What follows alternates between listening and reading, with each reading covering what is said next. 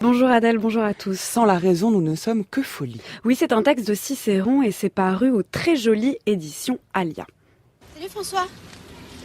T'as du feu?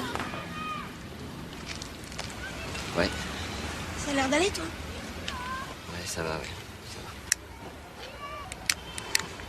Toi, Bah non, ça va pas du tout. Je te dérange pas là, j'espère. Non. En fait, j'espère te déranger parce que comme ça on serait deux à être dérangés, tu vois. Ça serait bien ça. Non, ça va pas du tout. Quand on regarde ce film de Laurence Ferreira Barbosa, on peut être fasciné par le personnage de Martine qui n'arrive pas à digérer sa rupture avec François.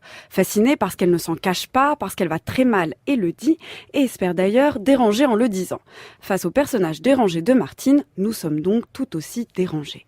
Mais qu'est-ce qui peut déranger dans cette facilité à dire que l'on va mal? Qu'est-ce qui peut finalement déranger dans cette situation assez ordinaire qui est d'aller mal? Mais revenons en arrière, bien avant Martine. En 46 avant notre ère, le stoïcien Cicéron écrivait 6 paradoxes qu'il dédiait à son ami Brutus et que l'on peut découvrir, comme je l'ai dit, aux jolies éditions Alia. Avec ces paradoxes, Cicéron se donnait pour but d'exposer des idées qui ont tout du lieu commun mais qui pourtant dérangent ses concitoyens dès qu'il leur énonce.